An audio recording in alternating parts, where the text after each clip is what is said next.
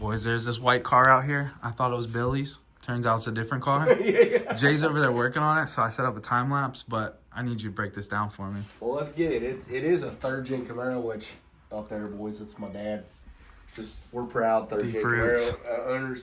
If you didn't know this about me, my first race car was a third-gen Camaro. And I still actually have one. It is white, so it looks a lot like the one that we're working on out there. But yeah, I'm avid third-gen Camaro enthusiast. I love this thing. So super excited about what we're building it for. Let's get into it. I got our recommended 4-link dimensions and stuff, so we'll get into that in a minute. But we start with the same sheet that you guys would start with off of our website to kind of lay out some stuff. This is the engine. We're not going to open it yet. Some of you guys are going to be super stoked for what the engine is. Some of you guys are not going to be super stoked. So I think we're going to wait an episode or so before we open this. Let's get into what we're working on here. All right, Jaybird's got the old motor, transmission, everything out of it. This is a third-gen Camaro. Bald eagle soar when this thing goes. Your hair gets longer. It gets shorter on the top. I mean, they're sick. It's even got like IROC Z going down the door. I got some other surprises for you. I don't know if we'll get into it on this video, but this thing's gonna be sick. This is a car that we built probably 8-ish years ago. So we built it for another customer. He didn't finish it. It was set up for a LT motor and a 6-speed actually. It was Jared Kokenauer's car. So back when Cletus was doing, when he first had Leroy and the stick shift battles were happening, Jared had a Z06 Vet that he raced with him, and then this was the car that was going to replace it. It just, life happened, and he ended up selling it maybe a year ago, and my homie Joe Glockner bought it, and we're going to set this thing up to race Ultra Street. So Ultra Street's a super competitive class. It's really fun. When we built this thing originally, it had a torque arm set up on it.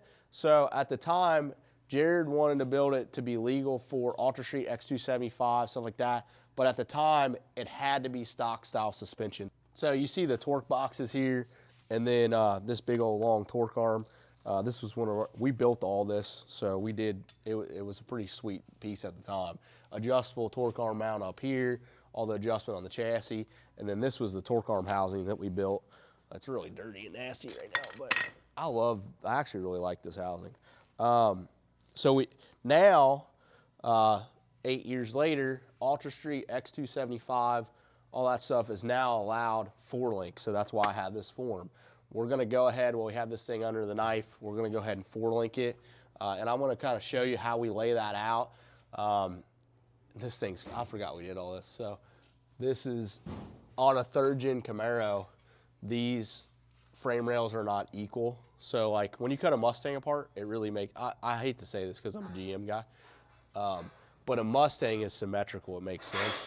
These cars are not, so we did a bunch of work to these frame rails and really cheated them up. We even cheated up more now, but this car was in our beginning stages of cheating up stock suspension and stock frame rails.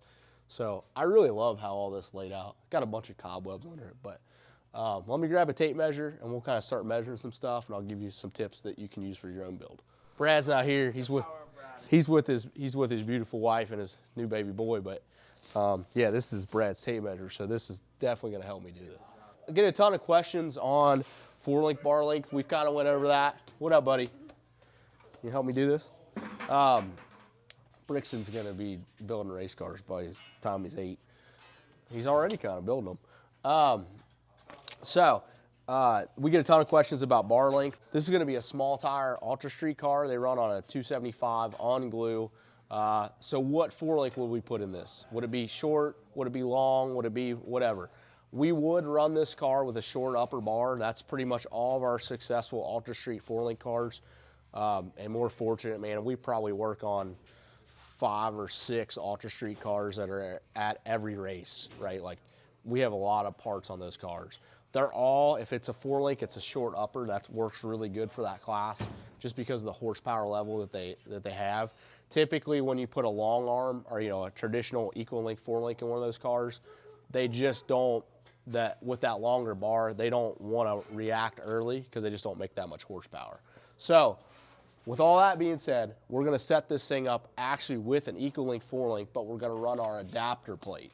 So the reason we're gonna do that is in case he decides to put a bigger engine in it later, or we're gonna do something else with the car, we can go ahead and set it up with the EcoLink bracket now, but put that adapter bracket for what we're racing now, and then be able to take that out later and set it up for whatever. So on our dimensions here, this is basically like your 4-link cross member. My printer's kind of running out of ink here.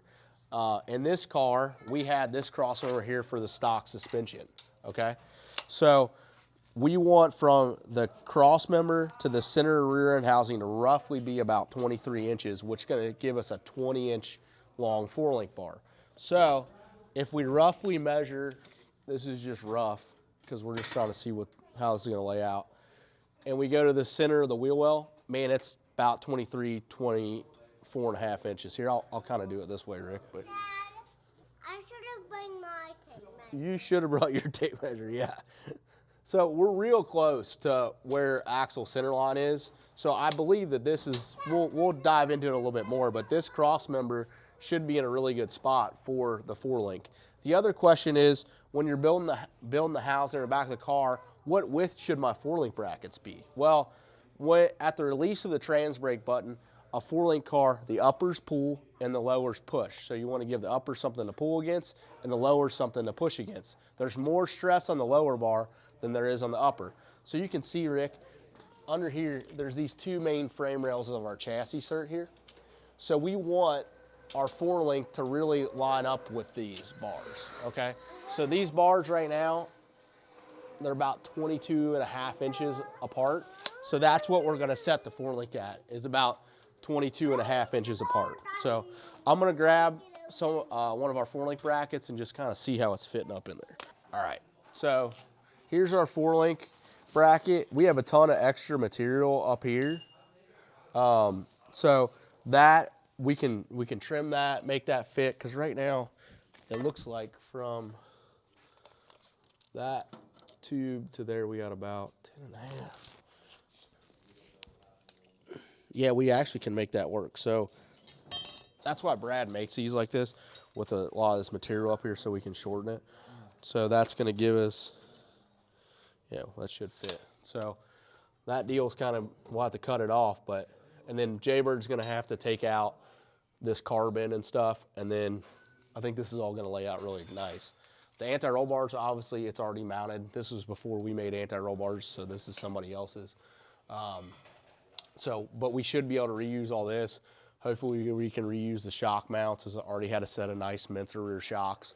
So I think we can do this without a whole lot of trouble. We'll just build a new rear end housing, get these brackets in here, and then a bunch of other work throughout the build. So what we're doing to it, mount the motor, transmission, 4-link it. Joe wants to go with a pour-in carbon seat, so you're gonna see us do that. We're gonna mount a dash in it. It doesn't have a dash in it right now. We need to do pedals. So bunch of small odd and end stuff. The cool thing about this car, opposed to the build that you just watched us do, is we built this car. So we know everything's where we would like it to be. So this is gonna go a heck of a lot smoother. The engine, the transmission, the turbo, everything's here. We're not waiting on any parts. We have everything we need to do the job. So this should go a lot smoother. All right, guys, the ultimate rear end housing giveaway is back. If you're unfamiliar with the giveaway, what you're gonna get is a mild steel TSR housing of your choice. In this contest, it starts right now until March 9th. Every dollar that you spend on our website is a chance to win all this stuff. So mild steel housing of your choice. It can be a 4-link housing, which is right here, or a stock suspension or a leaf spring housing. Any of them, all good to go. Then 40 spline, gun drilled Strange axles, Strange Evolution rear brakes, and then a HD Pro aluminum center section, which is not pictured here, with whatever gear you'd like to be in it.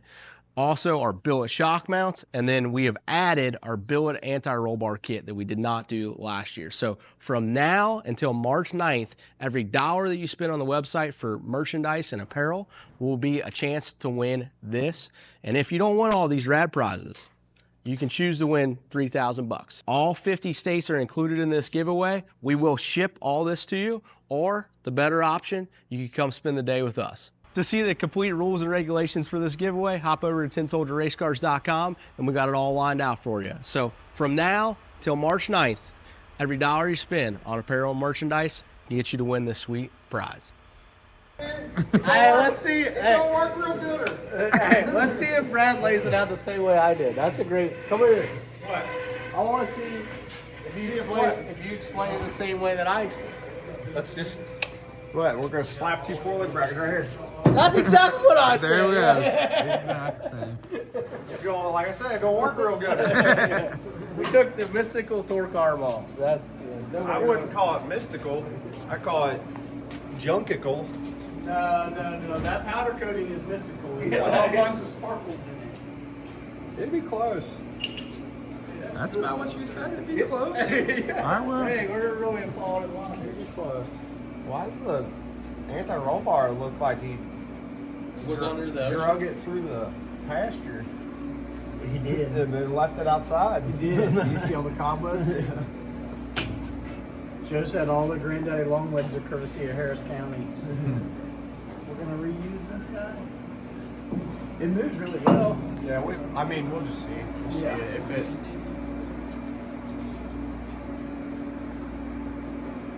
Just looking. These are borderline too tall. Don't work.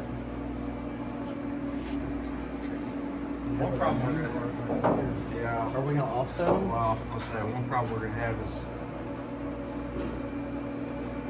I guess, might have to notch it this way because I think that's straight up and down. Instead of notching it on top, might have to notch it on the back to get the bracket to sit straight up and down. You know what I mean? The car sitting on there. Oh, who knows? This will be close. That's in the back. Yeah, this bar's back. How about looking at it? Car's pretty low. That top part's back.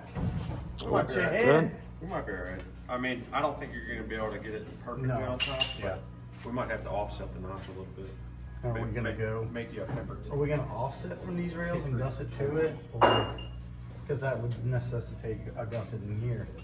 No, I think I'd rather on here right in front of it. What Jason do with my tape? I don't know. That's not like it. It's gotta be. It's laying right here. I was gonna say it's gotta be laying He here did somewhere. not put it right back. He doesn't put anything back. Come on now. I think we just put the oil brackets right straight in the right, smacking on them tubes there, yeah. It'd be the easiest. And then our roll bar links will fall outside of the brackets. Well, you can do that, but we'll have to move our shock tabs in, which isn't the end of the world.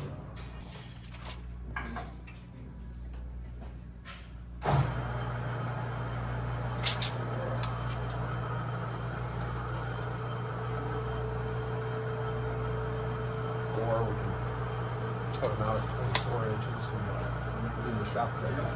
Well, this is perfectly in line with the shot. Yeah. Maybe these might not be 7 inches below.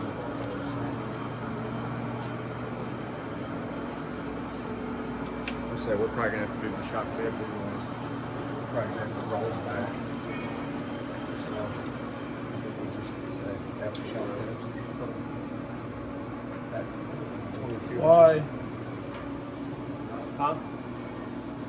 Why is it different now? Oh, Those are like really early. Yeah. Brackets. Those were all that would be put on the plastic.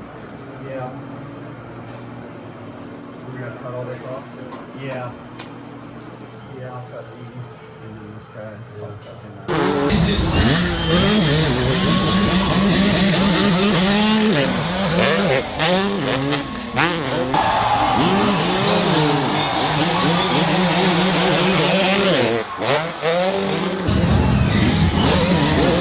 I think the fuel cell mount and the turbo mount will work.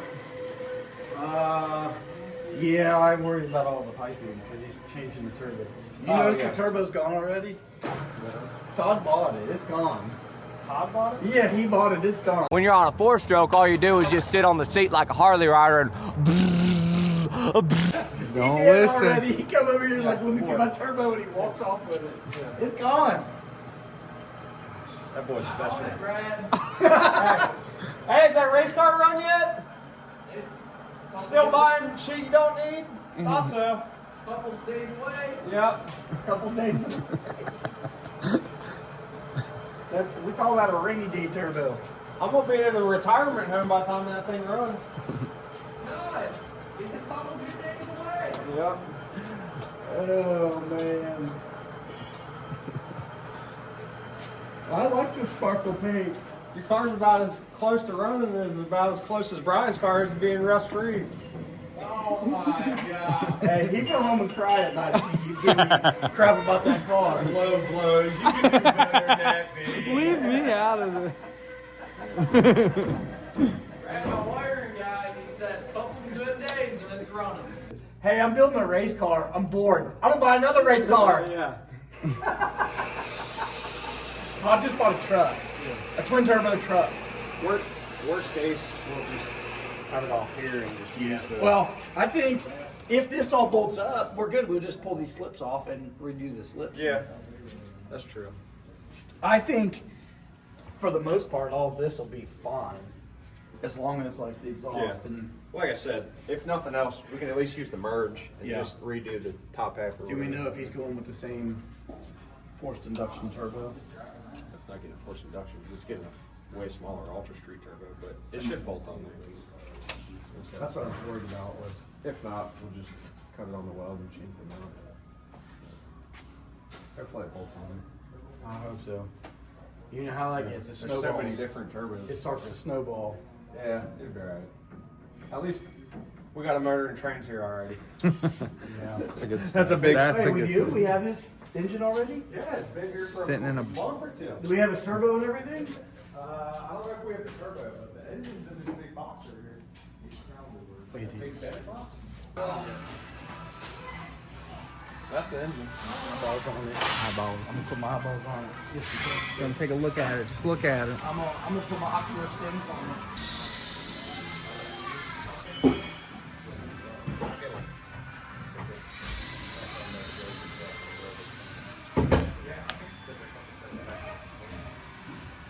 Hey Jake, you know where some box parts? I think there's some sign box. Whoa.